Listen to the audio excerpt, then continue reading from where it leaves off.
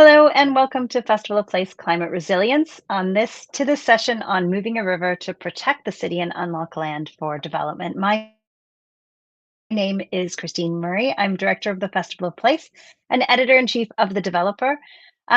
We've been coming together today to learn and be inspired by work taking place to mitigate climate risks. Thank you to our partners for supporting this event, Civic, and thank you to our organization members for making all our work possible.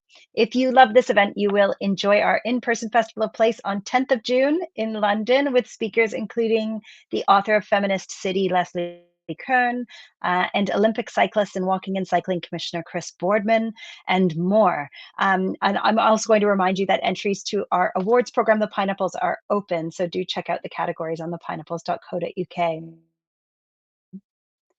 So it gives me great pleasure to introduce our speaker, Shannon Baker, Director of Parks and Public Realm at Waterfront Toronto. Shannon leads the Parks and Public Realm components of the Portland's Flood Protection and Enabling Infrastructure Project. She's played a pivotal role in the £750 million project, one of the largest waterfront revitalization projects in North America, and is here to talk to us a bit about Biidaasige Park, an amazing and inspiring story of how Toronto moved a river to protect the city from flooding and to restore contaminated land into a vibrant wetland. So please join me with some emoji applause to welcome Shannon to the stage to tell you more about this project. Hello. Good morning, Christine. Thank you. Nice. You can see the emoji applause popping up. It will do that from time to time. So I'll pass over to you and I'll be back for the Q&A. Thanks so much for being here. Great. Thank you. Happy to be here this morning or this afternoon. Thanks very much for the invitation. Very excited to share with all of you a little bit about how we moved a river in Toronto. So I am coming from Toronto, Ontario, Canada, in the center of the country, just to situate you there. And I'd like to begin with a land acknowledgement. So Waterfront Toronto always acknowledges that the land upon which we take our revitalization work is the traditional territories of the Mississaugas of the Credit First Nation, the Anishinaabe, the Chippewas, the Haudenosaunee, and the Wendat peoples. And of course, Toronto is now home to many First Nations peoples, Inuit and Métis as well. A little bit about Waterfront Toronto before we get into the Portlands project proper. So Waterfront Toronto is a tri-governmental agency that was formed by the three levels of government here in Canada, the federal government, the province of Ontario, and the city of Toronto in 2001. And we do waterfront revitalization work across what we call the designated waterfront area, or the area that's outlined in blue. This is essentially downtown Toronto, if you've ever been there, and you can see the Toronto Islands ringing that area as well. So the Portlands Flood Protection Project is really the next phase in waterfront revitalization for us. We've been doing our work here for 24 years. And we've done a number of projects across the waterfront, streetscape projects, development projects, park development projects, and the flood protection project, which Christine mentioned is I think she said a £750 million project, or a $1.4 billion in Canadian dollars project, which is a very significant infrastructure project right in downtown Toronto. So it is a project that's a landscape infrastructure project to transform over 290 hectares of land in downtown Toronto. We're just to the east of the downtown area, so the area where the CN Tower is and the Rogers Centre, and we are at the foot of the Don River. The area that you see that's outlined here in magenta is our project area. And the entire area is a landfill area. So everything south of Front Street in the city of Toronto is actually landfill that's been created by man-made forces. The work that Waterfront Toronto does is always heavily rooted in design excellence and in sustainability. So those are things, strong themes that you'll see as I tell the story of the Portlands. Those are woven through everything that we do, and certainly very evident in the work that we've done in the Portlands Flood Protection Project. So if we go back several hundred years, this is what the lake shore in downtown Toronto looked like. You can see the Don River snaking down in the center there in a regular riverine form, and the sandbar that formed the Toronto Islands snaking across. And the plots of land as settlement occurred, of course, very regularized Euclidean grid, and that was the beginnings of the early city. In the late 1800s, the early 1900s, the city officials and business people decided that straightening the Don River would be good for business, and they wanted to develop a port. So they took the naturalized channel and put it into a straightened channel system in order to establish businesses and a thriving port along its length. And when the river met the lake, they channelized it, and it takes a hard right into the lake now, instead of meeting it in the wetlands that it once met it in. So you can see there the remnants of the Keating Channel just below the highways, and the industrial development that came after the lake filling. And so the Toronto Harbor Commission had a vision for this area, that it would be a thriving port, and what developed was a lot of heavy industry. You can see the oil storage tanks there, ammunitions factories, animal rendering plants, a lot of very, very dirty, heavy industry, which has left a legacy of contamination on this site. And that's something that we've had to deal with throughout the project as we've moved it forward. Another piece of that's an important piece of context is in 1954, Hurricane Hazel hit Toronto. And that was a massive storm that resulted in another river that's just to the west of the Don River flooding, and 88 people lost their lives in that flood event. And that was something that changed the regulatory landscape of the province of Ontario. We have conservation authorities now that govern floodplains, and we have strict regulations about building in floodplains because of this. And the regulatory or the regional storm event, which we designed our work to, is based on the Hurricane Hazel flood event. And so right now, about 290 hectares of land is at risk of flooding in a regional storm or a Hurricane Hazel event. That's the area that you see that's in the blue. There's another floodplain or flood protection landform, which you can see in orange, which we built several years ago in a park called Corktown Common. And that landform protects all of downtown Toronto, the area that's outlined in the blue.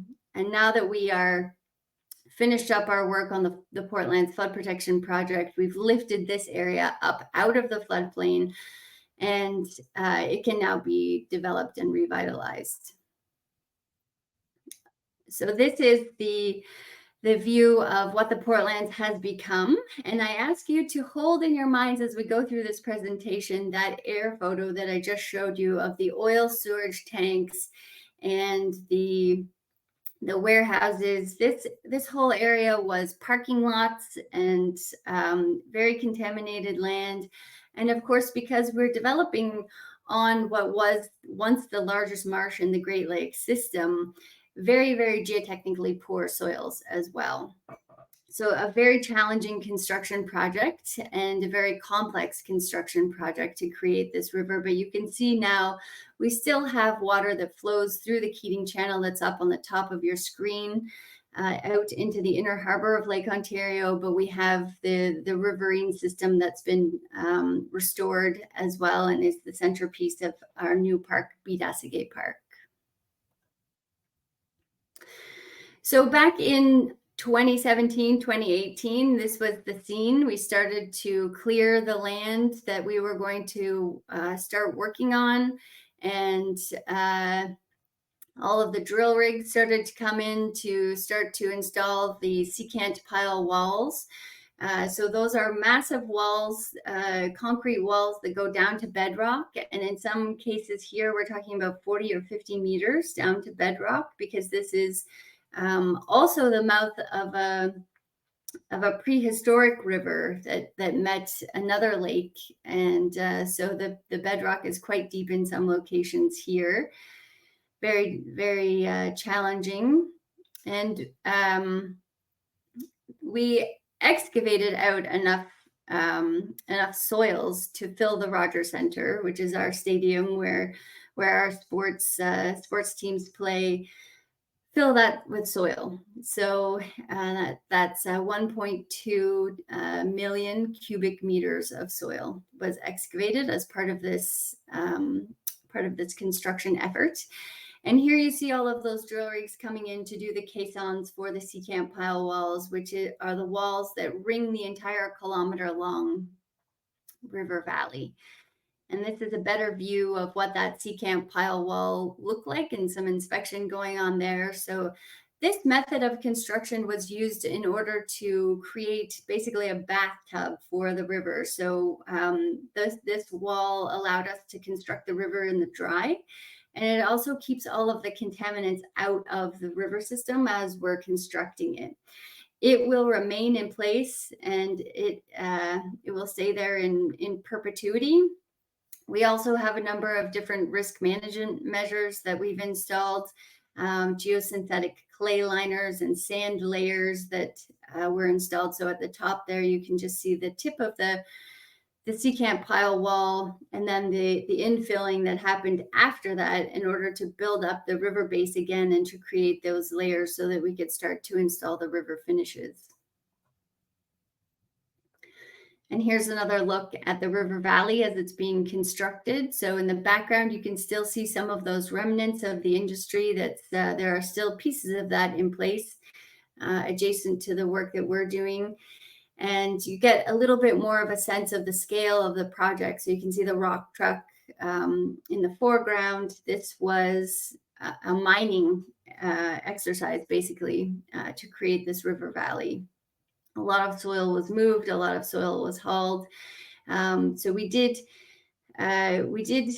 we were able to rehab and reuse a lot of the soil that we excavated out for the river. We used that for a number of different things. Some of it is of a quality that it can be used to stockpile in other areas on the site. And then we put clean caps on that so that we could build up layers.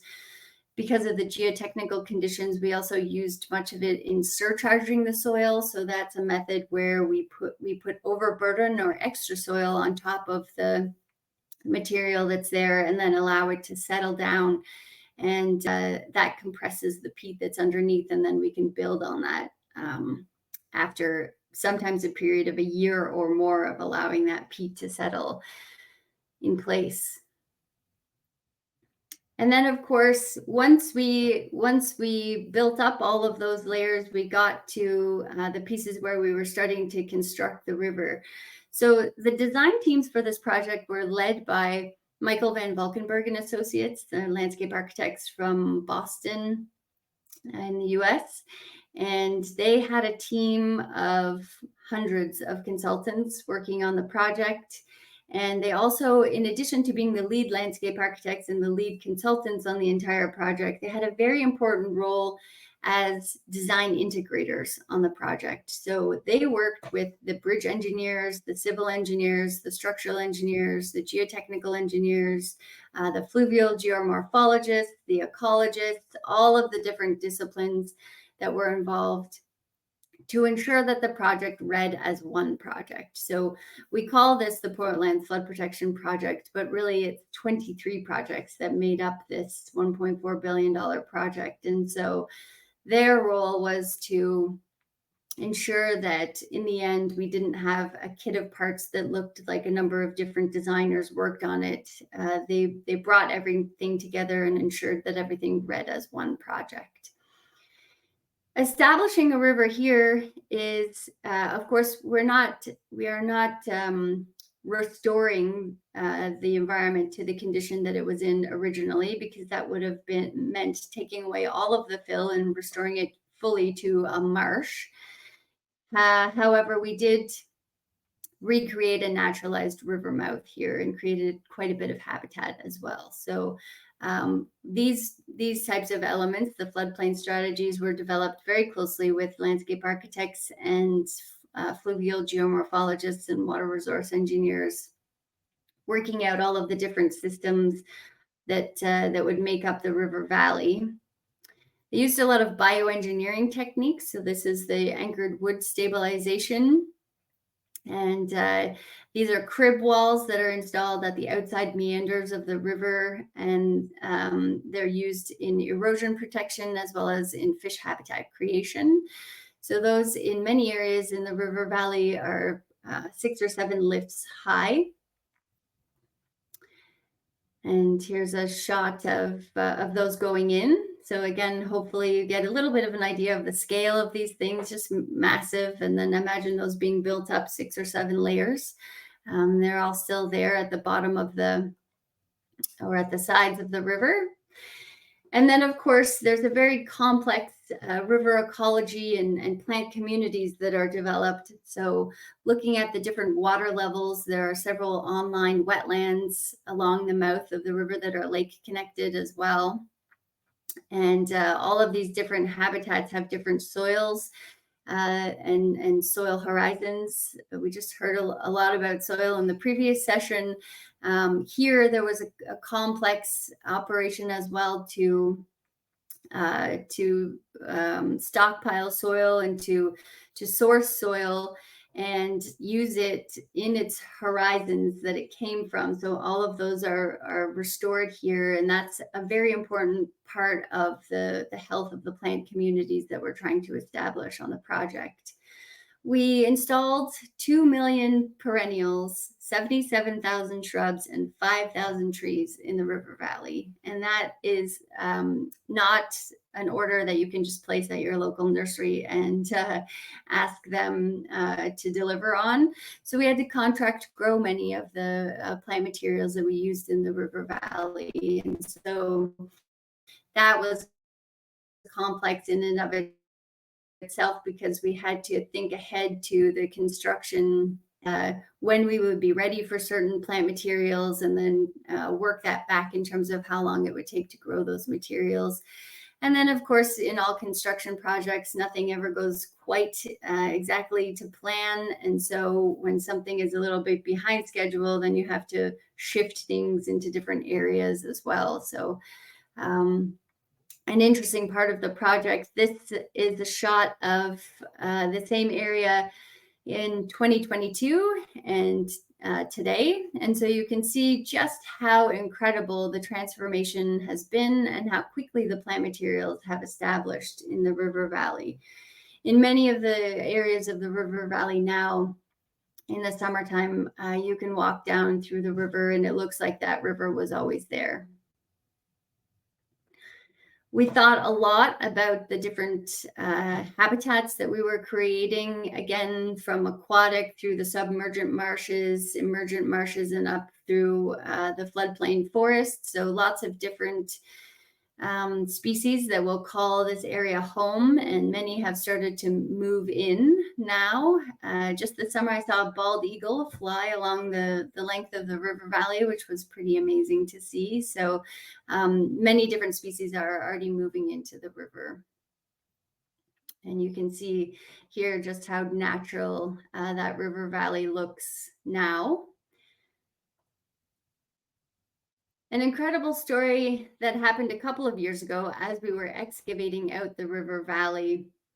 You can see again in this image the scale of the project and the amount of earth moving that was happening. Just completely looked like a moonscape at some points in the project. And a couple of years ago, this area laid fallow in the summertime. It got some sunlight and it got some water. And all of a sudden, all of these plants started to emerge. And one of the construction managers had enough horticultural experience to be able to recognize that these plants were not just typical volunteer weeds that might move into a construction site. They were something special. So we stopped construction in the area and we called in some botanists from the University of Toronto, as well as the Toronto Region Conservation Authority. And they were able to identify the plants as hard-stemmed bulrush.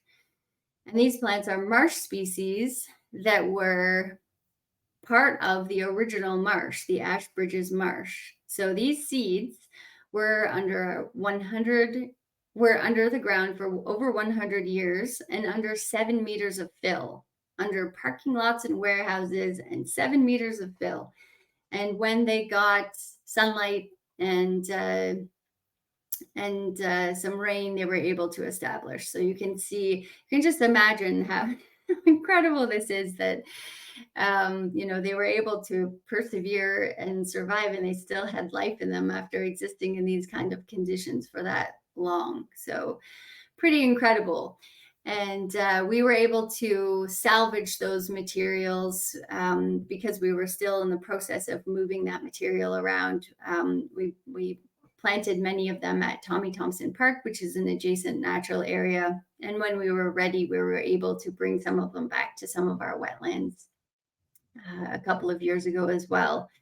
We also salvaged a lot of the peat material that was clean and have used that peat material in our marshes, our meadow marshes as well. So we're hopeful that as the marshes grow up and as they change, that there will be many other species that will come to life. And you may have caught this article from a couple of weeks ago in The Guardian that talked about this work and some of the ongoing experiments that they're doing on the soil and what it means for wetlands and wetland establishment for the future. So not only did they find these plants and that the peat that they salvaged when they used it in the lab and rehydrated it, it came back to life, but all sorts of other interesting things happened. They were able to carbon date some seeds actually from 400 years ago. They found several species from pre-contact, so before European settlement, because European settlement brought with it a lot of different seeds. And so some of the native species in Ontario have hybridized, and they were able to find evidence of pre-contact there. And one of the things that I think is pretty incredible is there were water fleas and worms and larvae and plankton also in this peat material. And again, once it was rehydrated and the correct conditions were there, all of this life came back. And in the Guardian video, in the Guardian article, there's a video of one of these little larvae crawling around, which again is just mind-blowing in terms of the regenerative power of nature, but also has really important lessons to teach us about how we might restore wetlands in the future. So very, very interesting lessons from the project. Of course, as we move into the park itself, many different areas for habitat, but also for people to be in contact with nature and using this incredible park system that we've now developed in all seasons. So of course we have winter here in Canada, and on the lake the winds can be quite cold. So landscape architects thought a lot about the different environments that they were creating and how people might use them. There are a couple of different areas of the park itself. So River Park is that length of park that's along both sides of the river valley and really has a nature or near nature theme to it. So this part of the park system, you really feel like you're immersed in nature, and has offered already some incredible opportunities for programming. This is A Lake Story by Melissa McGill. It was a public art piece that was launched a couple of weeks ago. And all of the flags are dyed from plant materials or other materials that the artist found in the river valley, and then canoed along the length of the river, which was spectacular, a spectacular activation of the river valley. A lot of the play structures here are nature play themed. So we have our giant raccoon. Our raccoons are a bit of a mascot in the city of Toronto. I think there might be more raccoons in the city than there are people, but we have a bit of a love-hate relationship with them here because they get into all of our bins. And a giant snowy owl as well, which is 8 meters tall. And that one was fabricated in Denmark by Monstrum, and the raccoon was fabricated here locally. So again, a great way for kids to engage in nature and really feel like they're part of the river valley system as well. This is our Badlands play area, modeled after a local landscape. And again, water play and sand play for kids to really get their hands dirty and get involved with nature. And then on the inner harbor side of the park, a more of an active area for events, a big event space, and space for public art as well. We have a Lassonde Family Art Trail, which is a $25 million donation, which will activate this and the river parts of the park with public art. This is our Canoe Cove, which is coming into shape now. Again, a place for people to learn to kayak or canoe in the inner harbor that's sheltered, and that event space coming to life with some fantastic views out to the river.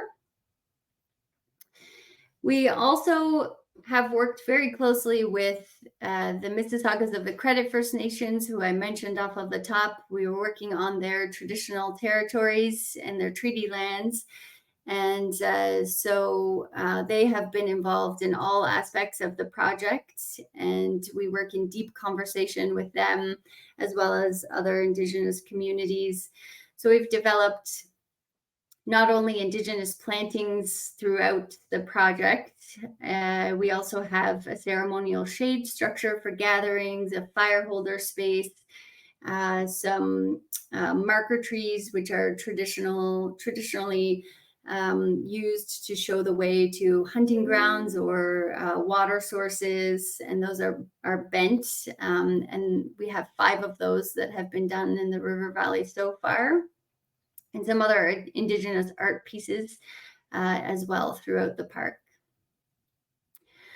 Of course, the focus of the project is on flood protection and the river, which is really the centerpiece. But there are a lot of other pieces of infrastructure that underpin the work that we've done. So we constructed a flood protection landform in the Dawn roadway, which is the roadway on the right-hand side in blue, letter F there, as well as 2 other streets, Commissioner Street and Cherry Street, and we reconstructed all of the infrastructure as part of this work as well. So we've built a lot of the enabling infrastructure that will now allow for the rest of the island that we've created to be developed, because through the grade raises that we've done and through the flood protection, we've lifted this area up out of the floodplain. And so in order to allow for that development to happen and for the return on investment to happen, we had to ensure that all of the servicing capacity was there. Of course, that was a major part of the business case for this project. It is funded governmentally by the 3 levels of government, and much of this area is owned by the City of Toronto's real estate arm, Create.to. And so that investment goes back into the public coffers through the work that will happen. Those 3 streets have different characters, but are rooted in the place and rooted on the island. So the Dawn Roadway in particular, because it's adjacent to the river, is very connected to the river, and the Commissioner Street, because it runs along the length of the park, has much more of a park-like character. And a lot of green infrastructure throughout all of the streets, with bioswales and soil cells and rainwater capture built into all of those aspects of the project. In addition, one of the things that we think is unique about the three streets is they are multimodal. They have cycling infrastructure and transit infrastructure, as well as space for vehicles, but they also have at least 25% given over to green space in the road right of way. So used through bioswales or planters or pollinator meadows, in order to ensure that we're reducing the urban heat island effect and greening the island as much as we can. So this is a shot taken this summer of the river valley and the parks on either side, and you can really see here the transformation that's happened. Again, try to turn back your mind to that aerial photo that I showed you off the top of the oil storage tanks and the warehouses. You can see one lonely warehouse there remaining. That warehouse is actually owned by Waterfront Toronto and will be developed in the fullness of time. But an incredible transformation that's really just steps from downtown Toronto. And now we're moving on to the next phases of work. So the island that we've just created has been recently named through an Indigenous naming ceremony, and its new name is Okwemen, which means place of the black cherry in Anishinaabe-Moan. And Okwemen will become, over the next 15, 20 years, home to over 10,000 people. So a lot of people will be moving into the area now that it's been revitalized and flood protected. This is a shot of what that might look like in the future. So we are now just moving into the next phase. We received another $1 billion of investment from the three levels of government in January of this year, and that's allowed us to move to the next phase, which is the planning of that interior space in the island for development. So we're working with GHD and SLA, with Allies and Morrison, on the massing for the development that will happen on the interior of the island as well. And we're quite excited about that as the next phase in waterfront revitalization. Now that brings me to the end of my presentation. Thanks very much for your time this morning, and I think happy to take some questions now. Thanks so much. Hugely inspiring to get under the skin of that and see lots of applause there. I particularly love that story of the life coming back to the riverbed. And I mean, it gives us such hope, especially in the UK, with such a lot of industrial land and contaminated soil, and this idea that there may be some treasures lurking under there if we look closely enough. There's the Q&A is open for questions if anyone wants to post their questions there. I know there's been some comments about the amazing work that you've been doing. I wanted to ask you, I mean, having visited the park, thankfully, I noticed these quite incredible, and you see them in your picture. I mean, we were walking around thinking, oh, look, some of the planting has failed because there's these massive dead trees. And I was enlightened that actually these are enormous dead trees that were planted deliberately. Can you talk a little bit about planting dead trees? Sure. Yes. That we have had some confused visitors at some points until they realize what's gone on. So those are called drowned trees. And what we did, this is part of the bioengineering techniques that we use to restore the river valley and create as natural a riverine system as we could, Christine. So we harvested trees that were alive at the time, and installed them on a crib wall. So they're installed on the foundation, and they're meant to be they're meant to be dead trees or dead wood that's there to provide habitat, and that mimics the same kind of condition that you get in wetlands, where the water level can sometimes change and you get trees that are drowned and they provide dead wood. And so those are places where birds can nest or perch. We have a pair of red-tailed hawks that like to hang out in the drowned trees quite often, and they'll sit up there and perch and hunt from there. And there are also, obviously, lots of other critters make their homes in those kinds of pieces of woody debris. We also have those throughout. So I showed you a picture of the crib walls, but in the wetlands as well, we've just laid down some of that woody material again for habitat throughout the wetlands and the river system. I wanted to ask about the management of the wetlands. And you didn't, if I understand it correctly, you didn't introduce any species to it in terms of animal species. You just you put the plants in and kind of waited for them to show up. How quickly did that happen? Well, in some cases it happened almost too quickly, because we have obviously environmental regulations that protect species. One of the things that happened as we were moving some of the soils around, we have a species here called a bank swallow, which likes to nest in banks, river banks, and it happens that soil stockpiles are also quite an inviting place for them to nest as well. So when you're trying to construct, you don't want them to move in, because if they nest, we have a Migratory Bird Act that protects nesting birds throughout the nesting season, and you have to set back your construction from that. So throughout the construction period, we had a falconer who came and flew a couple of hawks to try and keep some of those bird species away from the construction site and out of harm's way. And we also had them use Australian shepherds to keep Canada geese, who are quite prolific here, out, because they would eat all of the aquatic species that we were trying to plant and get established. So and very early on, again, coyote prints throughout the soil stockpile areas.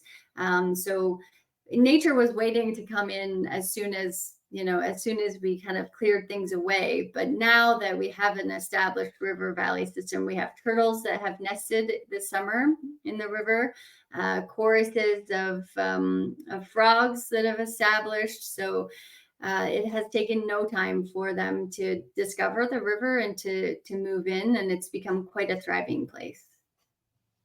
There's a couple questions here, but I have a quick question while I collect those, which is around your approach to invasive species when it comes to management. You've taken a lot of care to put in local species, but invasives move in. What is the approach to management there? Is it heavy-handed or light touch? And what's the approach going forward? So our first approach is, I guess, that old sports metaphor of the best offense is a good defense. I think I got that right. So we heavily planted the area, and again, it starts with the soil. It starts with building up the soil and ensuring that you have the right horizons and that the soil is healthy. So we didn't stockpile it in large stockpiles where the soil could go anaerobic and it would die, so that when we establish everything, it all knits in together and creates that environment as quickly as possible. It was fairly densely planted, and it's been heavily managed even through this year in terms of weeding.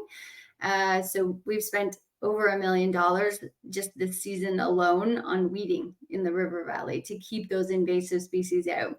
That's not something that we can do forever. Obviously, that's part of the construction budget and the construction management and the warranty for the river right now. All of the work that we do gets handed over to the City of Toronto. We don't own or maintain landscapes that we deliver. They become City of Toronto parks, And so for the river, the city will work with the Toronto Region Conservation Authority to manage the river itself. They're very adept at managing natural systems.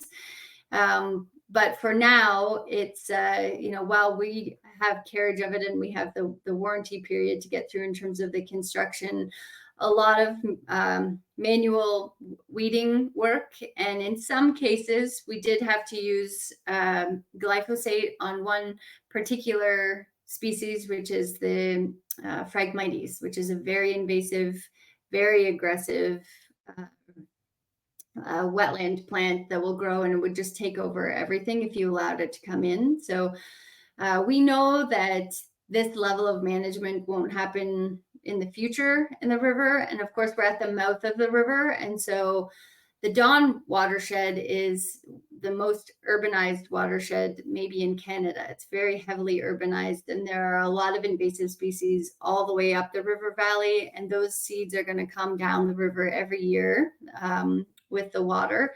And so we've really, again, tried to establish as best we can the native ecosystem so that it can hopefully thrive and be thick enough and robust enough to not allow as many of those invasives to establish and come in.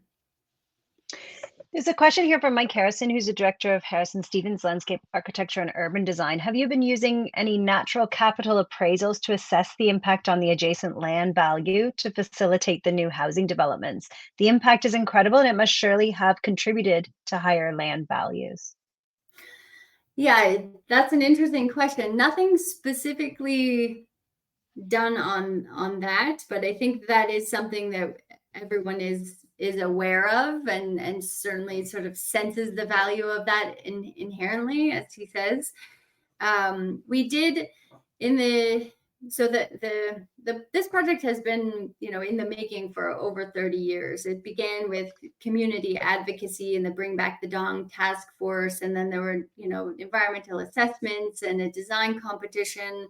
And the project in earnest began in the detailed design phase in 2017. And so just before that, we completed a due diligence phase where we looked at all of the risks and the budget and the economic development story to build a case for funding the project. And that was part of that business case when we sold the story of the Portlands and its economic spin-offs, because at that time it was projected that for the $1.4 billion of investment, you would get $5 to $6 billion back in capital. So now we are in a different time, of course, in globally and in Toronto in terms of the housing market. We have a housing crisis in terms of availability of housing, but because of the economic situation and particularly what's going on with the United States right now, housing starts have dropped off quite significantly in the city. And so, that's causing a lot of consternation in the development industry. But interestingly, still here, because of the place where it is, the connection to the river and the natural capital that's there, the thought is that it's a once in a lifetime opportunity. And so that certainly plays into that discussion about investment in the area. Michelle Morrison from Advanced Northumberland wants to know about how easy or hard it was to get that level of funding that you needed from the government bodies. Did you also need private finance? And was there a key argument that helped realize the project? It was hard. It was very difficult. It took a lot of people, many years. And, as I said, it really began with community advocacy and a lot of people putting a lot of time and effort into the work many years ago.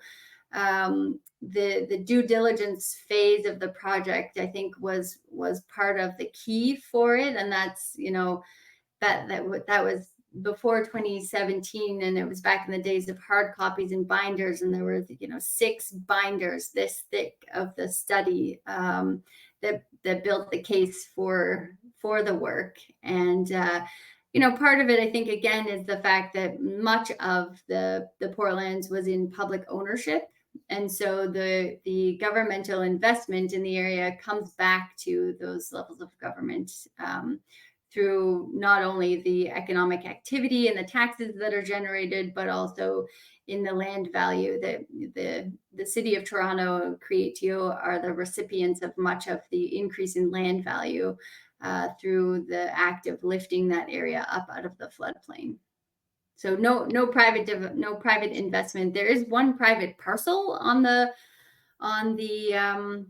island, but the rest of the area is owned publicly. And in terms of the funding for the project itself, it was only the three levels of government, no private investment. Is there any mandate or ambition around the future housing for that to be affordable, or public housing in any, and what is the mix of that if there is a mix? So all of that is under discussion and just being sorted out now. It's in the very early days of that project, but certainly Waterfront Toronto has a strong ambition for affordable housing, as does the City of Toronto, and that will be a significant part of the work that's being undertaken there, as well as a strong emphasis on sustainability. The plan for that precinct, again, going back very many years, was for it to be carbon neutral or carbon positive. And so as technologies are evolving, it's interesting to go back and even just look at something that's only 8 years old, but things have changed so rapidly, that the vision for these things shifts as all of these new technologies come online. So an exciting time to be focusing on that aspect of the work as well. And you mentioned that there's still industry kind of adjacent to this area or nearby and partially embedded to it. Is there any conflict there in the kind of future vision for the site or those houses and adjacent sites that are still industrial? Yeah, so we have a couple of industries along our waterfront, because it is a working port. One of the best known is Redpath Sugar, which inspired Sugar Beach along the water's edge. So there are some industries that will continue to operate adjacent to. There's a large cement factory actually that's right on the harbor, that's not too far away from the site, and something that definitely has to be managed. We're also very close to the Billy Bishop Airport, the island airport, the downtown airport. And so we're on the flight path of that, and that regulates the heights in some cases on the island. So that has to be taken into account. One of the I think the most visible impacts of that is the work that had to be done, because we have large trucks that will continue to move through. We also have a very large film studio that's just on the outskirts of the neighborhood, Pinewood Studios, where a lot of movie making and television production gets done.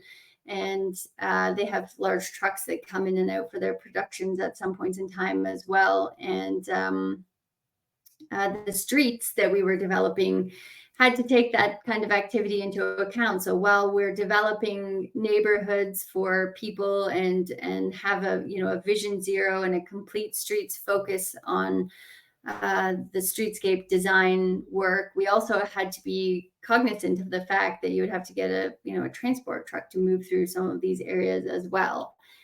So tricky urban design problems. I think a lot of work was done again in separating out modes and giving cycling space, a safe space for cyclists, and large and generous pedestrian areas as well, and tightening up those roadways as much as possible, so they're as narrow as we could make them. Shannon, that brings the session to a close, but I just want to thank you so much for being here, for sharing this inspiring story. I think it's given people a lot of motivation. There's so many places in the UK that are subject to flooding and post-industrial sites, and it's just really brilliant to see this coming back to life and so beautifully. So congratulations on that, and thank you for sharing the story with us. Thank you. Thanks very much for the invitation. And if anyone wants to reach out with more questions or resources, please feel free. Happy to help and glad to connect. Thanks. So that brings this session to a close, and in fact, a close to today, but we'll be back tomorrow with more enlightening talks. We'll be hearing from Catherine Butler, Associate Professor at the University of Exeter, on behavior change and community-led retrofit. Lame Ver, Sustainability Director for Net Zero at the Crown Estate, is going to be with us, speaking about decarbonizing the Crown Estate. And Peter Apps, the award-winning journalist, is going to be giving an interview about his new book, Homesick: How Housing Broke London and How to Fix It, covering why we need to make our homes more climate resilient to risks from flooding to overheating and other insights that he's learned, looking at the last 40 years of housing policy history. So join us back here tomorrow. And in the meantime, everything's available to play back and record, share it with your colleagues, and get in touch, please, if you have any feedback about anything that you saw today. The schedule button is your most helpful guide to everything coming up and everything that's been on today. And thanks so much for joining and for your questions, and we'll see you tomorrow.